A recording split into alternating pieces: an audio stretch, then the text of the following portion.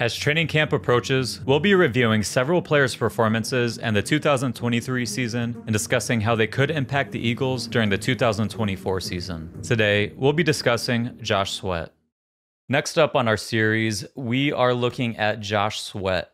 Definitely a polarizing figure. You got some people that are still rooting for Josh Sweat, but you got some people on the other side saying that, he took a big downfall last year. Not only did he, go from a career high 12 sacks to 6.5 this past season, while also increasing his snap share to the highest of his career. Add on to that, his run defense was a little suspect. I think you got some fans that are, on the fence about him, or some people that might be all the way out. But let's take a look at what Sweat did overall in 2023 and see if we can kind of figure out where he's at. So out of the top 150 edge rushers in 2023, he was 58th in pressure rate. He was 34th in pass rush win rate. His real pressure rate was 36th, and his pass rush score that I give him was 45th out of 150. Further into that, if we look at some of his run stop metrics, his run stop rate was 79th out of 150. His stuff rate was 123rd out of 150. His run stop rate seems pretty low, which obviously it's in the bottom half. It was the highest on the Eagles last year, which, I found a little surprising. But when I look back on the film, you kind of see why that ended up, how that number ended up the way it did. At the end of the day, personally, I'll just throw it out there. I'm a Josh Sweat truther. I think that he had a especially rough second half of the year after ending 2022 red hot and beginning 2023 red hot again. I think there's a number of factors that went into it. And as we continue our series and go through the rest of the positions on the defensive side of the ball, one thing that we're going to hear come up over and over again is just that the entire defense shit the bed down the stretch. And I think a lot of people's production went down the drain with it, including the best players. I mean, Reddick took a step back as well. There wasn't really anyone that wasn't affected at that point in time. But at the end of the day, I still think Sweat is a good, but probably not great and definitely not elite pass rusher. He's probably he's a good second pass rusher to add, but you really do want to have another ace, in your unit. He's still very skilled, and he has a plethora of moves in his bag that he uses.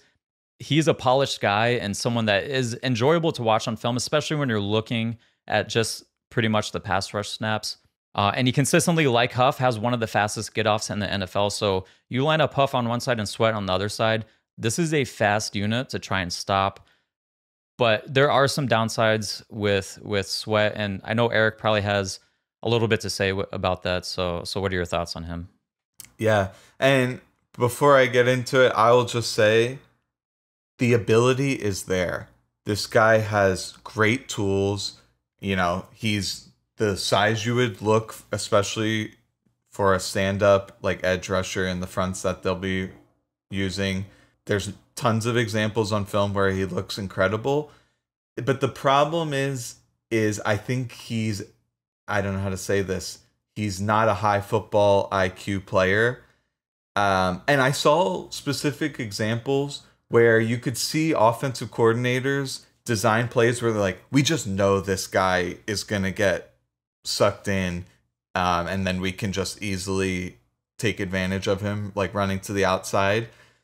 Now, in a previous video, you mentioned that Sweat had a clause in his contract where had he got up to a certain number of sacks, he would get like a $2 million bonus. And over roughly the final 7 weeks of the season, he just needed one more, and he wasn't able to get it. But it just showed up clear as day on tape that he was just freelancing any which way to try to desperately get this sack. I saw specific examples where on stunts he would loop inside. He ended up in the opposite side A gap he was looping so far. There were times where he would just charge up field and get way out of position where he's like 6-7 yards downfield and the quarterback's just easily escaping where he's vacated or just stepping up into the pocket. He had a couple boneheaded penalties. Overall, I think he's a gullible player that the offensive coordinators could take advantage of. Now, if you could harness his ability, and there were times that, especially in 2022, where he played more disciplined, I think he could be really good. That's what's most frustrating about it. Um, so, there was talks about how the Eagles might get rid of both him and Redick this offseason. And I think we can directly attribute that to like some of that undisciplined play. But they didn't have enough depth to be able to justify getting rid of him. And they probably didn't they probably wouldn't get the return that he's worth. Considering that guys who have double-digit sack potential, who are, I think he's still like in his mid-20s, those don't just grow on trees. So that's probably worth something pretty considerable. Now, I don't, in terms of his contract, he's done after this year. Do I think he's gonna be coming back? Well, that probably depends a lot on how some of these guys behind him look in limited snaps this year. Yeah. Of course, I'm rooting for him to do great, but for all the reasons I mentioned, I have big frustrations with him, but they are easily correctable. So if you bring in a coach like Fangio, who's known to preach discipline, who will have very little tolerance for some of the bad habits that Sweat has, maybe you can get the best out of him. Yeah, I agree with a lot of what you're saying. He has the ability to be one of, I don't think he's ever going to be a top 10 edge rusher in the league. If I had to pinpoint where he is right now, I'd say he's probably top 30, somewhere in that range, somewhere between 20 and 30. I think he's a guy, if you can really lock things in, can get into that top 20 range, which would be fantastic to pair with Huff. But like you said, a lot of the stuff he's doing, it just seems like self-inflicted stuff. Like you mentioned him getting upfield in his pass rush. Well, that also happens in the run game as well, and teams game plan for it. It's like he's playing pass first a lot of time, and you'll see times where he just gets way upfield. He creates vertical seams and then runs hit right behind it. Or there'll be times when he has a guy locked out and he's holding the edge, but then he'll dip his head back inside, and then the guy just bounces right outside. It's like you can see so many plays where, I mean, I'm going to throw these up on the screen where he's taking on, not just taking on and holding his ground, he's standing up Tyron Smith.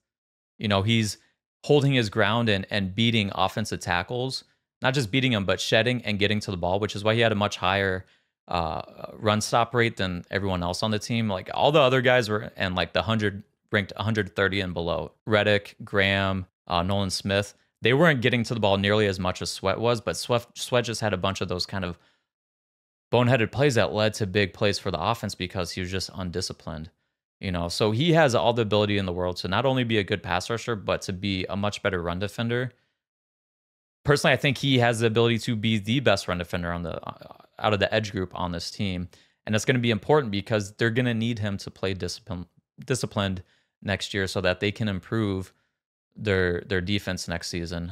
So that's something I'm going to be watching for. And like you said, maybe this was an issue of last year. I mean, you look back last year and the entire defense just became undisciplined as the year went on. Everyone was kind of, it's been well documented. Everyone was kind of chasing sacks or getting out of their rush lane or just kind of playing a little selfishly, it looked like. So hopefully a new regime, a new year, refocus together. I do want to talk a little bit about, some of his, he always gets, inevitably is going to get compared to Redick. And I thought it was a little unfair that he got compared to Redick just because they rush primarily on their opposite side. So Sweat was primarily going against left tackles and Redick was primarily going against right tackles. If you look at the list of the best tackles in the league, they're almost exclusively left tackles. You got Penei Sewell and Lane Johnson at right tackle, and then after that, like the next 15 tackles that you'd want to have on your team are pretty much left tackles. If you look at the average rank, PFF pass block rank of the tackles that Sweat faced last year, the average rank was 25th. Redick's was 52nd. Go back to 2022, Sweat was 30th. Redick was 50th. So he was going against extremely good left tackles much of the year. He had to face Tyron Smith twice. He had to face, who is an All-Pro, is going to be in the Hall of Fame. Trent Williams, All-Pro, going to be in the Hall of Fame. He had to face him as well. He faced Andrew Thomas twice. He was former All-Pro. He was top 10 in pass block grade last year. Faced Tristan Wirfs, who was an All-Pro, former All-Pro. So these are like, this was a demanding schedule, especially down the stretch. And the thing was, he didn't end up getting sacks. I think his last sack was the first Cowboys game, which was week 9, which was against Terrence Steele when he actually switched sides. But he still was getting pressures. He got 3 pressures against Tyron Smith, and Tyron Smith is a good ass player. He got a pressure against Trent Williams. Those are not easy guys to get pressures against, and he was out there throwing moves and like winning with skill against these guys. Is he someone that the reason why you don't consider him an elite edge rusher is because he wasn't winning consistently against the top guys, and that's what you want to see. Again, when you put Sweat against some of the worst tackles or some of the lesser tackles, and so he's not facing these top 10 tackles every week, he makes plays happen, he makes stuff happen. So I think part of that is why you saw his decline in the second half of the season. Just look at who he's facing towards the end of the year, and it's like, then you add on top of that, they're facing good quarterbacks that just don't take sacks in general. Realistically, I expect Sweat to bounce back. I really expect him to be around that 10 sack range. And I'll add on to that, when you look at how Fangio does utilize his edge rushers, last season, their stunts were primarily used for Christian Wilkins, and then they would put Bradley Chubb on the opposite side of Christian Wilkins, and he would run a bunch of stunts as well, which kind of freed him up so that Chubb was going against a lot of left tackles too, but Fangio was making his life easier for him. Sweat did run some stunts and he had some success with it last season, but it's just going to be taken up a notch a little bit with Fangio. And I think he kind of fits in where Bradley Chubb fit in with the Dolphins last year. And we're going to see similar usage from Sweat going into next season. So I really expect to bounce back. At worst, I think he's probably going to be in that 6, 7, 8 sack range, which is still good. That's not horrible, but it's not like you'd obviously want to hopefully get closer to that double-digit sack range. But again, he was still affecting the quarterback in terms of pressure rate, pretty consistently. And I'll throw in one more stat. Of the top 100 pass rushers last year, he was 7th in total pressures on passes that had less than 2.5 seconds until the throw. If you look at his real pressure rate on those plays, it was 19th. So he was getting to the quarterback. I think part of it too was what we talked about a little bit earlier. The entire defense took a step back. He was naturally going to take a step back with some of that stuff too. So I really hope he can get the run game stuff together because I think he can really bounce back next year. Yeah, one of the things I'm fascinated by is which side the edge rushers will play. Now, you would think Huff played predominantly the side Reddick is playing, and Sweat played predominantly the other side his whole career, so it's like, why would they ever switch it? But you mentioned there were a few snaps last year where Sweat would line up on the other side, and I thought he looked really good. So I hope they give that more a chance, especially because, like I mentioned before, Huff's stature and wingspan is a little bit stunted, especially compared to Sweat, who's one of the longest edge rushers in the league, who had a few plays I remember over the past 2 seasons where he would tip passes or even had one interception. If I'm a quarterback and I'm looking to my right, and that's where it's easier to make throws, and then Huff is, if he's on the other side, that would be my blind side. To me, Sweat is a little bit more of a deterrent if I'm trying to throw to my right than Huff. So I'd hope they experiment with that and consider switching them at times. There's a lot of stuff that goes into why someone might be a better rusher from one side than the other. Like, what is their strong hand, their dominant leg, do they have more bend going one direction than the other because of their hips are unequal? There's a million variables there. And obviously I'm not privy to that information, but yeah, I'm just something I'm curious about. And I do think Sweat will have a better year than last year because given his ability, it would be really hard to go down from there. Yeah. So if you had to throw a sack total, what's our range that you're looking at there? Yeah, I feel like 9. I feel good about 9 sacks. Yeah, somewhere the high end, I would say around 12. That if he got 12, I would just be thrilled.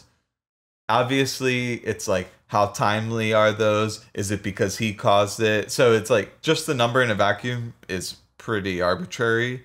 But yeah, if we're just saying it's equivalent to the equal sack, then yeah, like 9 is what I would expect, and up to 12 seems like it's a possibility.